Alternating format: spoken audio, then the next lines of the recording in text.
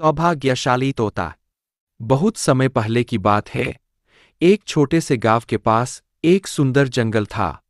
उस जंगल में तरह तरह के पक्षी और जानवर रहते थे। उन्हीं पक्षियों में एक अनोखा तोता भी रहता था, जिसका नाम चिरकू था। चिरकू को लोग सौभाग्यशाली तोता के नाम से जानते थे, क्योंकि जहां भी वह जाता, वहां कोई न कोई चमत्कार हो जाता या किसी की किस्मत बदल जाती। गांव के लोग मानते थे कि अगर चिरकू उनके घर आ जाए तो उनके जीवन में सुख और समृद्धि आ जाती है। चिरकू हमेशा खुश रहता और अपनी मधुर आवाज में गाने गाता। लोग उसे फल और अनाज खिलाते और उसकी भलाई की कामना करते थे।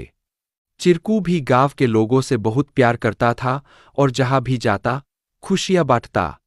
एक दिन गांव में एक गरीब किसान, जिसका नाम रघु था, बहुत परेशान था।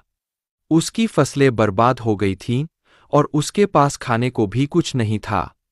वह दिन रात मेहनत करता, लेकिन किस्मत उसका साथ नहीं दे रही थी।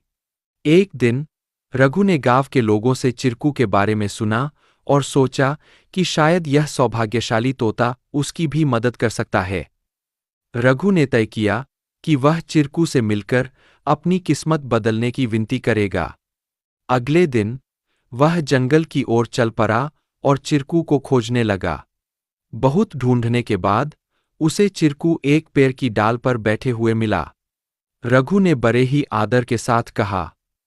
चिरकू ने रघु की बातें ध्यान से सुनी और उसकी आंखों में दया उमड़ आई। चिरकू ने अपनी चोंच में एक छोटी सी चमकती हुई पत्ती उठाई और रघु को देते हुए कहा, यह जादुई पत्ती है। इसे अपनी जेब में रख लो और जब तुम अपने खेत में काम करने जाओ तो यह पत्ती तुम्हारी किस्मत बदल देगी। रघु ने धन्यवाद कहा और वह पत्ती लेकर अपने घर लौट आया। अगले दिन वह अपने खेत में काम करने के लिए गया। जैसे ही उसने खेत में जुताई शुरू की, अचानक से बारिश होने लगी।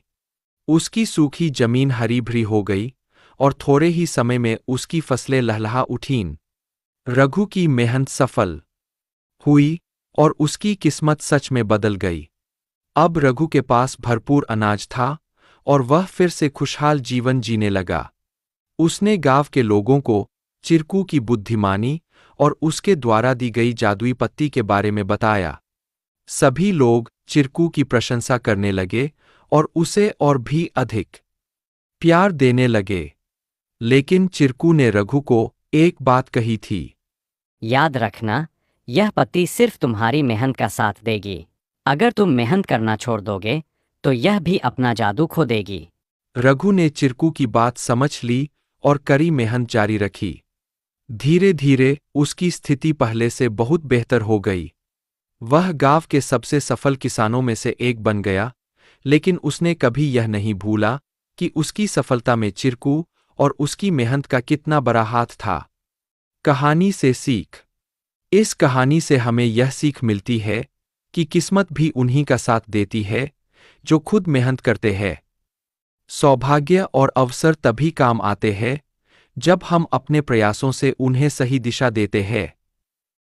Please like, share and subscribe our channel to learn more.